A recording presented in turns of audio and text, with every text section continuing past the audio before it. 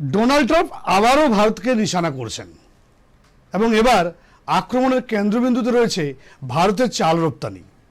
ইতিমধ্যে তার মন্তব্যে ভারত মার্কিন সম্পর্ক যথেষ্ট চাপের মুখে পড়েছে। আর সাম্প্রতিক ভিডিওতে ট্রাম্প সরাসরি প্রশ্ন তুলেছেন, ভারতকে এত সহজে কেন আমেরিকায় চাল বিক্রি করতে দেওয়া হচ্ছে?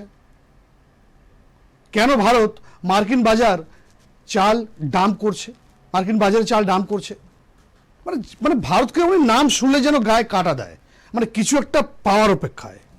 কিন্তু এই বক্তব্য সামনে আসার পর আন্তর্জাতিক সংবাদ মাধ্যম একের পর এক শিরোনামে লিখেছে, ট্রাম্প ভারতের চাল রপ্তানির উপর নতুন শুল্ক আরোপের কথা ভাবছেন এবং তার নিজের ভাষায় ইউ ক্যানট ডু দ্যাট, অর্থাৎ ভারত এটা করতে পারে না। ট্রাম্পের এই মন্তব্য এবং তার দৃষ্টিভঙ্গি এবং আমেরিকান কৃষক লবির যে চাপ, সব মিলিয়ে স্পষ্ট যে ভারতের রপ্তানি চালের উপর 50 থেকে 60% পর্যন্ত নতুন শুল্ক বসতে পারে। ট্রাম্পের ভিডিওতে তিনি এক মহিলাকে জিজ্ঞাসা করেন কোন কোন দেশ মার্কিন বাজারে চাল ডাম্প করছে। যে মহিলা আর কি ওখানকার যে এগ্রিকালচার ডিপার্টমেন্ট আছে তাকে রিপ্রেজেন্ট করেন অ্যাকচুয়ালি।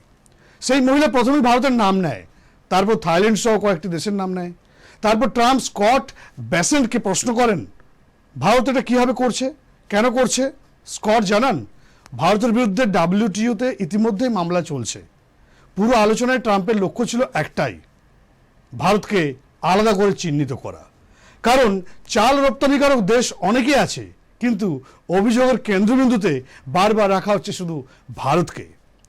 এর কারণ খুঁজলে দেখা যায় ট্রাম্পের জনপ্রিয়তা আজ আমেরিকায় তলানিতে। তার প্রশাসনের উপরে কৃষক সমাজের অসন্তোষ ক্রমেই বাড়ছে।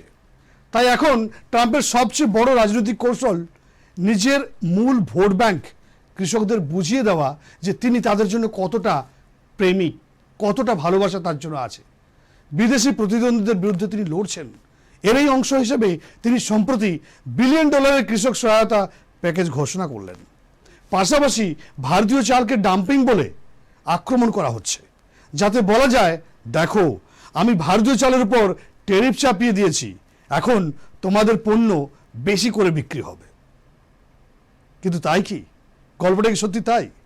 অনেকে ধারণা করছেন পুতিনের সাম্প্রতিক ভারত সফরের পরে কি ট্রাম্প ভারতের বিরুদ্ধে আরও কঠোর হয়েছেন, কিন্তু আসল কারণ তা নয়। ট্রাম্প বহুদিন ধরেই ভারতের বিরুদ্ধে নেতিবাচক একটা অবস্থানে আছেন। প্রাক্তন RBI গভর্নর রঘুরাম রাজন সম্প্রতি স্পষ্ট করে বলেছেন যে অনেক দেশ রাশিয়া থেকে তেল কেনে, কিন্তু যুক্তরাষ্ট্র তাদের বিরুদ্ধে কোনো পদক্ষেপ নেয় না। হাঙ্গেরি প্রকাশ্যে রাশিয়ান জ্বালানি কিনছে, তাদের বিরুদ্ধে কিন্তু কোনো অভিযোগ নেই।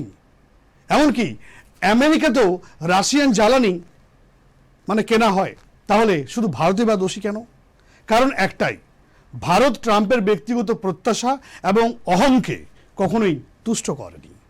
পাকিস্তান যেমন প্রকাশ্যে শান্তি রক্ষক বলে প্রশংসা করেছে, ভারত তা করেনি। ভারত নিজের মর্যাদা বজায় রেখেছে, এটাই ট্রাম্পকে বিরক্ত করছে। তার ফলস্বরূপ কি হলো? ভারতের উপর আরোপিত 50% ট্যারিফ, যেখানে পাকিস্তানের উপর মাত্র 19%। এখন চালের উপর নতুন ট্যারিফ আরোপ হলে তা 50 থেকে 60% পর্যন্ত যেতে পারে। কিন্তু এতে ভারত কি চাপে পড়বে? বাস্তবে তার প্রভাব সীমিত, কারণ ভারত বিশ্বের সবচেয়ে বড় চাল রপ্তানিকারক দেশ, সবচেয়ে নাম্বার 1-এ। বিশ্বের প্রায় 40টি দেশে 40টিরও বেশি দেশে ভারতীয় চালের বাজার শেয়ার কিন্তু 50%-এর উপর। ভারত 172টি দেশে চাল রপ্তানি করে এবং তার প্রধান বাজার হলো মধ্যপ্রাচ্য, মিডল ইস্ট, সৌদি আরব, ইরান, ইরাক, আফ্রিকা, এগুলোই। মার্কিন যুক্তরাষ্ট্র এই ভারতের প্রধান চাল বাজার নয়, কিন্তু বরং আমেরিকা ভারতীয় বাসমতি চালের একটি সীমিত কিন্তু বাড়তে থাকা বাজার মাত্র। ফলে ট্যারিফ এলে ভারতকে হয়তো নতুন বাজার খুঁজতে হবে, যেটি ভারত ইতিমধ্যে করছে। ফিলিপাইন, আফ্রিকার দেশগুলোতে ভারতীয় চালের বাজার দ্রুত কিন্তু বিস্তৃত হচ্ছে। কিন্তু সমস্যার মূল জায়গা চাল রপ্তানি নয়, বরং ভারত মার্কিন ট্রেড ডিল। ভারতের বাণিজ্য সচিব ঘোষণা করেছিলেন 2025 সালের মধ্যেই দুই দেশের ট্রেড ডিলের প্রথম অংশ সম্পন্ন হবে।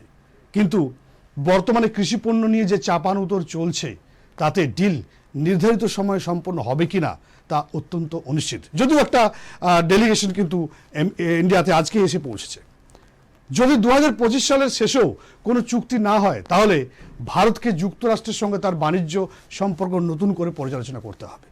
কারণ প্রতিদিনই নতুন অভিযোগ, ভারত এটা করছে কেন, ভারত ওটা করছে কেন, ভারত এটা বিক্রি করছে কেন, ভারত এত রপ্তানি করছে কেন, ভারত তেল কিনছে কেন, মানে যা করে ভাবে ভারতকে চাপে রাখা।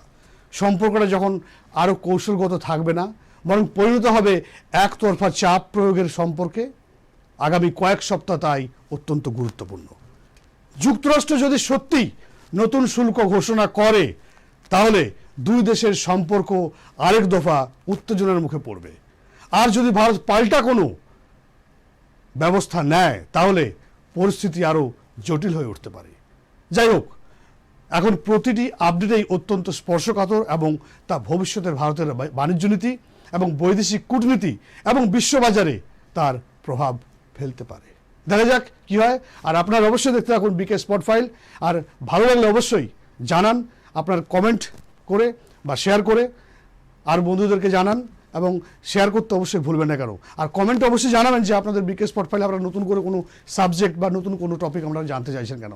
দেখতে থাকুন বিকে স্পট ফাইল।